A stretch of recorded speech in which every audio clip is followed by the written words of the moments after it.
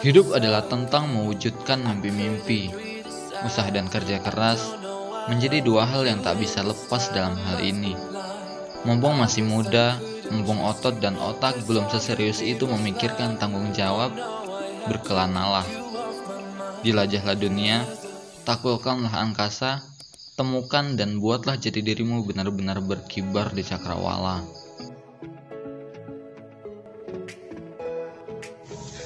Emang asli nekat sih kalau berdua, Mas. Kita dituntut untuk bekerja keras. Biasanya kalau banyak bisa ngobrol, bicaraan banyak. Ngoceh wae. Kesel. Sekitar jam 9.30 pagi waktu setempat, kami melaju dari pos registrasi dan memulai pendakian. Jalan cor-coran yang didominasi oleh tanjakan menyambut kami dengan heningnya diiringi dengan terik matahari yang mulai membakar. Kita berhenti sejenak di sebuah bukit. Ya bukit, namanya gunung ya, naik turun bukit. Sebenarnya masih semangat, cuman pas lihat turunan kok agak ngedon. Padahal memang sejatinya sifat perbukitan kan memang begitu, dimana ada tanjakan di sana ada turunan. Kita jalan santai aja, Mas. Kita jangan keburu-buru lah. Kalau bisa kita yang ngatur waktu, jangan diatur sama waktu.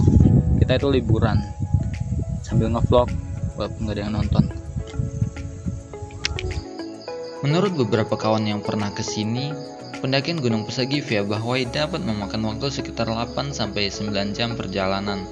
Hal ini sudah dapat saya rasakan ketika saya banyak sekali menemui jalur yang terbilang cukup landai, bahkan jauh sebelum kami sampai di campground yang katanya menjadi salah satu spot foto terbaik di jalur pendakian Gunung Pesagi via Bahwai, sekaligus menjadi perbatasan antara perkebunan warga dan titik pintu rimba. Ya, setelah menelusuri jalanan kebun kopi kurang lebih 2,5 jam, kita tiba di campground Darwis. Luar biasa. Setelah sedikit beristirahat dan sejenak berfoto-foto, saya dan Fadli melanjutkan pendakian. Menyusuri pintu rimba, menguatkan tekad, memanjangkan doa-doa. Membaca apa yang bisa dibaca, berpikir positif bahwa semua akan baik-baik saja. Sebab menurut banyak katanya, yang padahal belum juga menuai faktanya, perjalanan dari campground menuju pos 1 ini acap kali menemukan banyak tanda tanya.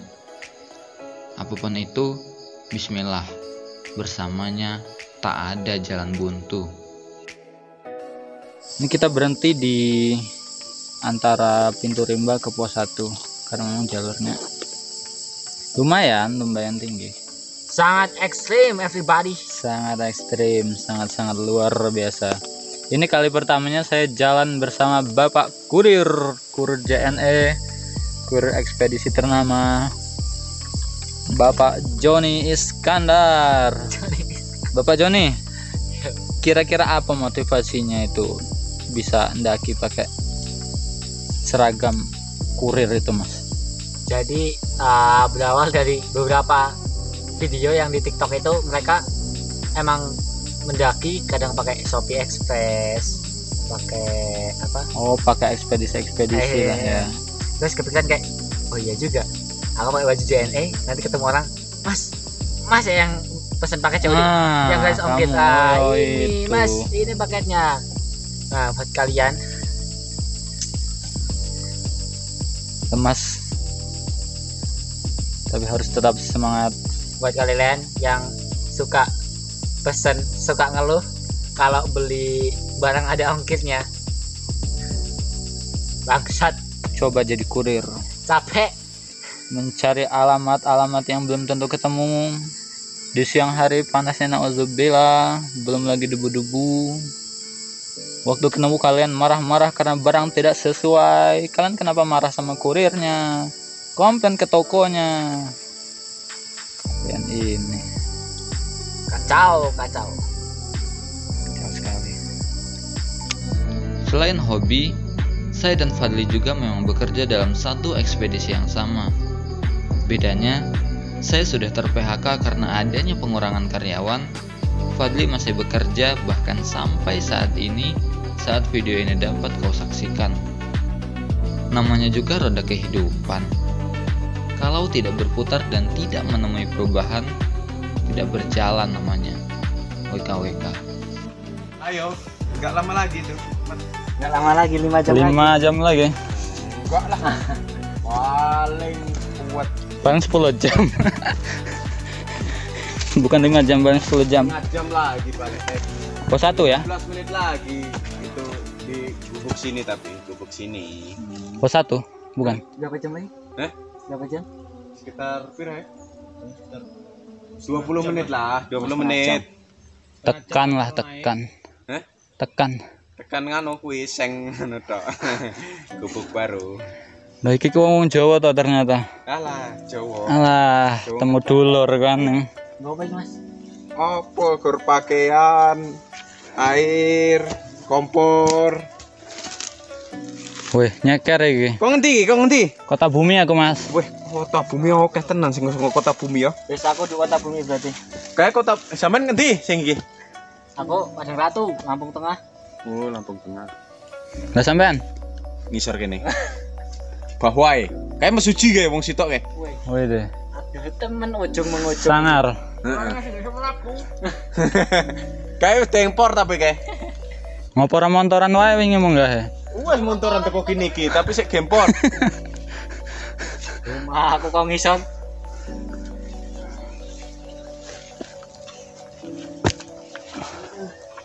Lima menit lagi. Cepet dong, Mas. Cepet. Ya ya kok balungan tuh, Pak. Ditinggal wae sikile. Rencana nih. Satu, Kak. Oh, ora lah. Cedek. Dia mah madek-madek sih banget. Aduh, wong medun. Meduna wong sikile cacat tok. Lah orang glindeng. Dengkule wis ora iso go anu neko. Nah, gue enek solusi. Glinding. Glinding. Kurang lembut. Malah kok ngisor malah kano, malahan. Dengkule sing kiri gak iso neko pisan. Ya wis, hati-hati wae, Mas. Langkah demi langkah terus kami cicil, menampaki jejak para pemburu yang menempel di tanah di sepanjang jalur menuju pos 1. Pohon-pohon besar berdiri menjulang tinggi, mendorong angin pada daun yang meneteskan embun. Hewan-hewan tanah seperti pacat mulai muncul, menempel di sepatu dan beberapa di antaranya nampak sudah menghisap kaki di beberapa titik sebelum pada akhirnya kami tiba di pos 1. Ini jam 2:08 kita lepas dari pos 1. Cuaca agak gerimis sih. Sudah agak gelap tapi kita harus positive thinking aja lah. Apapun yang terjadi asal tekadnya bulat, niatnya kuat, insya Allah stay close. Hari mulai gerimis tatkala kami melesat dari pos 1. Pikiran yang pada dasarnya dapat mempengaruhi cara kerja manusia harus selalu kami yakinkan agar perjalanan tetap baik-baik saja. Jalur pun yang tadinya terbilang cukup landai, kini sedikit demi sedikit mulai menemui rivalnya. Percakapan yang tadinya saling sambung menyambung pun kini mulai terjeda mengingat mulut mulai terengah-engah menghela nafas. Segala rencana tetap dalam usaha hingga pada akhirnya kami tiba di pos 2.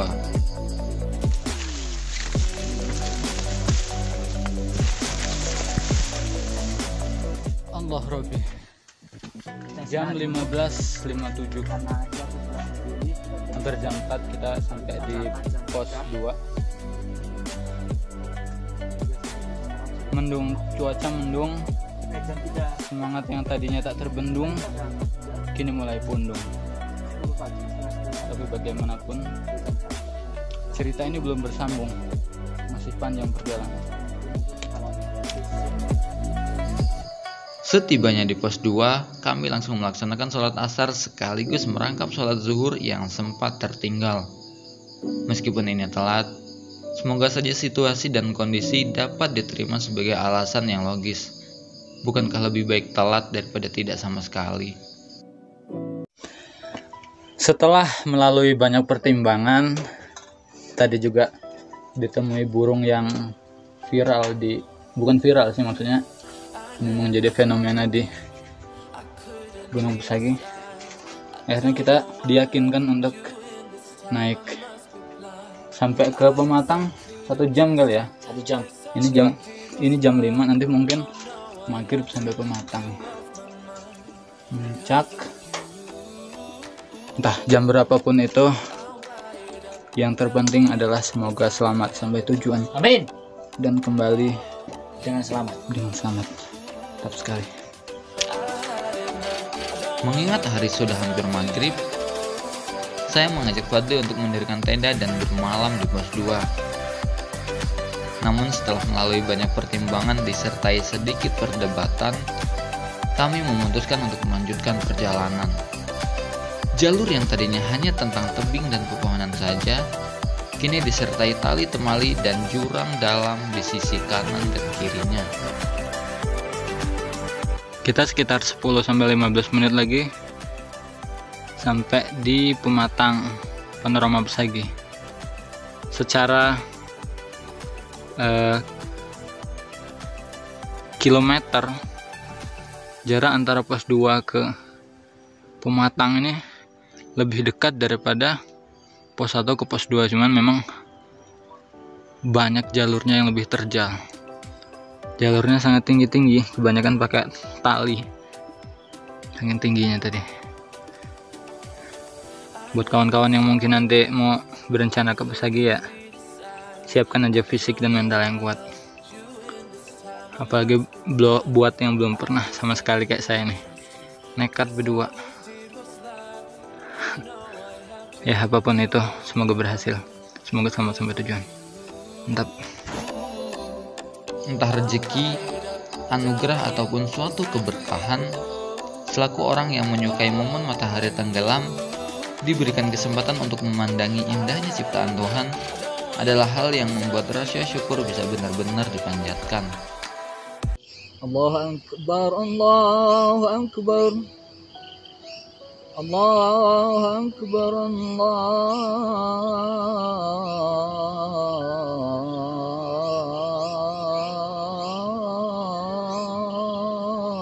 Akbar. Asyhadu an la ilaha illallah. Asyhadu an la ilaha illallah.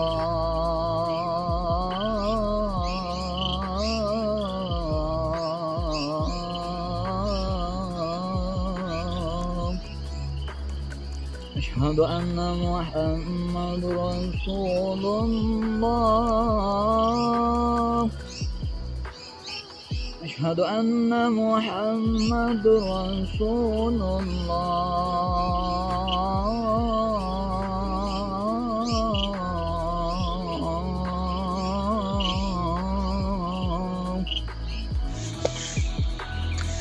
Hari sudah mulai gelap, kita mulai pakai senter. Kita melanjutkan perjalanan. Estimasi sekitar 3-4 jam ya. 3-4 jam. Doain aja kita selamat sampai tujuan lah. Soalnya ini cuaca juga dinginnya nauzubillah, melebihi dinginnya mantan. Kamu, ya kamu, luar biasa. Setelah selesai melaksanakan sholat maghrib, kami melanjutkan perjalanan. Hari yang mulai gelap mengharuskan kami menyalakan headlamp atau senter kepala untuk menerangi jalur pendakian. Perjalanan ini bisa dibilang sebagai perjalanan ternekat yang pernah saya tempuh. Sebab selain minim pasukan, kami berdua juga minim pengetahuan terkhusus untuk pendakian Gunung Pesagi. Hal ini juga terlihat ketika kami menemukan adanya 2 puncak Gunung Pesagi di Maps yang membuat cuaca dingin dalam kegelapan menjadi semakin tak karuan. Beruntung mental tak selemah itu dan fisik masih bersedia diajak berupaya. kami meyakinkan diri untuk menempuh hutan malam. Hingga setelah melalui berbagai macam drama, kami tiba juga di puncak Gunung Pesagi. Finally, ya Allah. Lewat situ. Iya. Emang ada yang lebih dekat? Berdua aja. Iya, berdua. Berdua, Pak. Luar biasa. Luar biasa. Berangkat jam berapa? Jam Jadi 10, base camp Pak. Jam 10, setengah 10. Sampai hampir jam 10, 12 jam. Masjid aja. Iya, Pak. Biar istirahat dulu lah. Iya lah. Jam. Kan? Iya.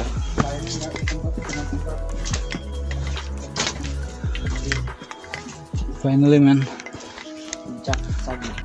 Dan pada akhirnya jam 9 kurang 8 menit atau lebih tepatnya jam 8 lewat 52 menit Setelah kita sekian tiba lama, di Puncak Pesagi. Suatu kemuliaan sebenarnya, karena setelah melewati banyak drama, hujan, badai, gelap, redupnya lampu dan lain sebagainya, banyak sekali keinginan untuk menyerah, tapi karena satu sama lain saling menyemangati, kita sampai di Puncak Pesagi. Allahu Akbar. Wajah sumringah dan tangis haru seperti menyelimuti wajah dan perasaan setelah kami berhasil menaklukkan Gunung Pesagi. Namun karena dinginnya malam semakin menggigil, Fadli pun mendirikan tenda dan saya beranjak menyeduh kopi, mengganti pakaian yang basah dengan pakaian yang kering, sedikit berbincang dengan para pendaki lain, makan malam, sholat isya, lalu beranjak beristirahat. Hai kawan-kawan, ini sudah pukul 2 dini hari. Rencananya kami mau istirahat dulu. Besok kalau memungkinkan sebelum turun mau ke Pancuran Mas sama ke Sumur 7, kalau situasi dan kondisi memungkinkan. Kalau enggak ya mungkin langsung pulang. Ya lihat besok aja lah gimana. See you next time.